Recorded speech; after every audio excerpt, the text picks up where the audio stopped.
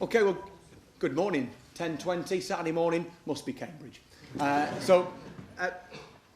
What makes a great speech? A great speech persuades people. It moves people from one place to another. And on the morning of the 8th of May, I heard a great speech. And it came from the lips of Nick Clegg. And Nick Clegg articulated in that fairly short speech why liberalism has never mattered more in Britain and why liberalism has never been under more threat than it is today. He made the case, as we all know, for what we have achieved in these last 5 years. £2 billion funneled through the pupil premium to the very schools that Tories, by definition, don't send their kids to. £8 billion into green energy against a Tory partner who described all that stuff as green crap. And I'm most proud of the fact that 5,000 children of asylum seekers not detained. The ending of detention of children for asylum seekers, because Nick Clegg went out there and spent vast amounts of personal political capital for something that he knew he would never win a single vote over. Those 5,000 kids have no idea who to thank, no idea who it was who ended that immoral, illiberal treatment. That is the measure of the integrity of our party. It is the measure of the integrity of the man that I am still proud to call my leader.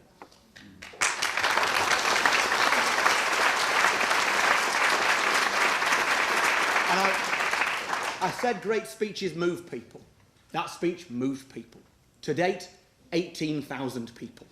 People who heard his rallying cry and thought it's no longer good enough to be a liberal in here, you need to be a Liberal Democrat in practice. And those people who have joined our party, many of you are here today, maybe Norman asked you to do this, put your hands up if you've joined him for the last 5 weeks.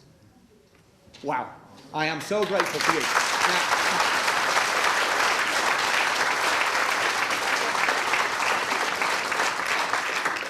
you may have come here today to find out what you can do for the Liberal Democrats, and don't worry, we will tell you.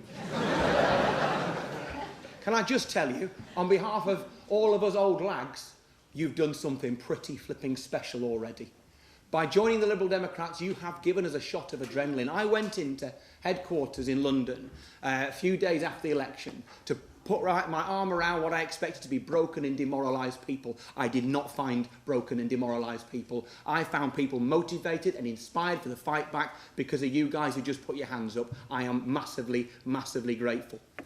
Now then, all that said, on the 7th of May, this party was sent by the electorate into the wilderness.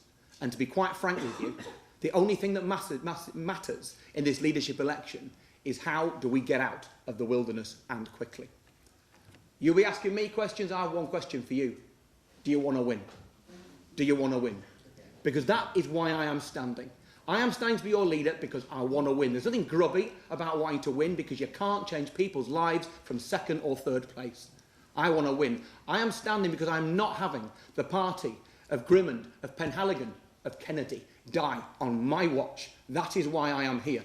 Now, I could tell you that my motivation for being here, and it would be right to say so, is that I want to lead this party as we lead the fight against the appalling attack on traditional British civil liberties, the attack on human rights, on surveillance, on extremism orders. I could say that would be true, that I want to lead us in a positive, not pragmatic, but utterly principled support for our retention of our membership of the European Union. That I could lead our party in favour of being the Green Party, the party that makes climate change real to everyone and gives solutions that are hopeful, real and achievable. I could say those things and they would all be right, but if you really want to know what drives me, then I have to take you back a little bit to my childhood. So I was brought up a little way north and west of here.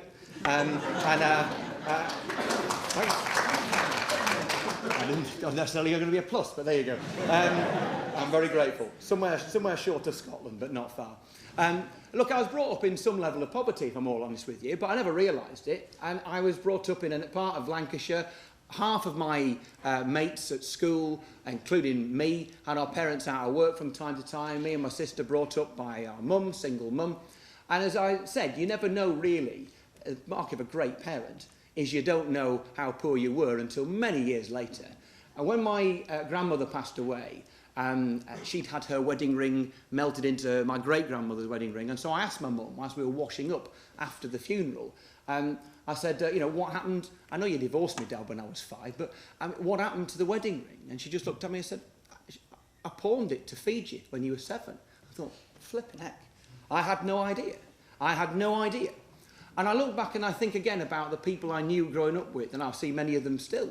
But what angers me, it's not so much the poverty, it's the waste. I had a happy childhood. You know, don't get me wrong, I had a very happy childhood. But it was the waste of talent.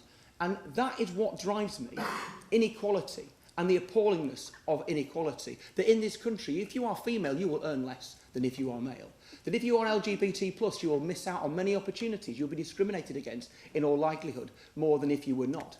That if you were not white, you are more likely to achieve less and be paid less than if you were white. And from many regions and nations of the United Kingdom, the chances are you struggle more, you will have less investment, fewer opportunities than if you lived in other parts of the United Kingdom. Inequality is immoral, but more than that, it is stupid. If you owned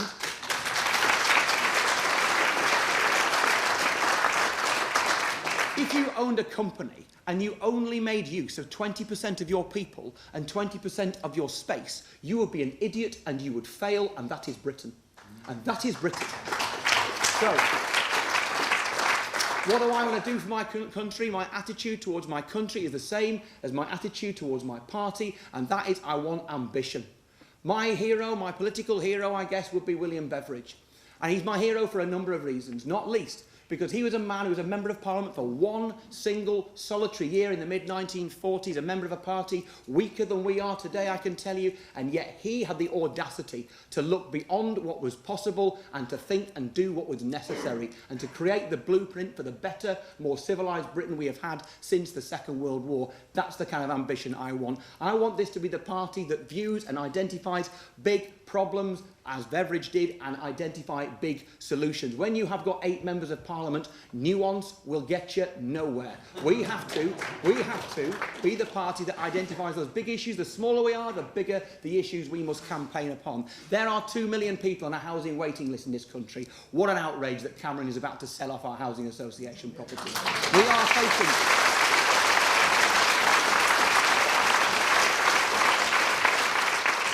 Nothing matters more than tackling climate change. I am bored stiff of the minute detailed stuff that's given out by all parties about how we tackle it. We need to move people into being terrified about it and move them into taking action about it. Who else other than us is going to take action to defend our traditional British civil liberties? And if 70% of the electorate disagree with us, I don't care. 30% will do for me. We need to be able to cut through and to move people if we're going to make sure our party revives and we do what is our historic purpose.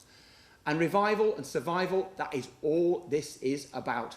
And I look back and I look at Grimmond, and I look at David Steele, and I look at Paddy Ashdown, under whom I was proud to be a junior foot soldier, and I look at the revivals we had at times when, frankly, we were also in a near-death state, and in a position where we could easily have gone down the plug hole.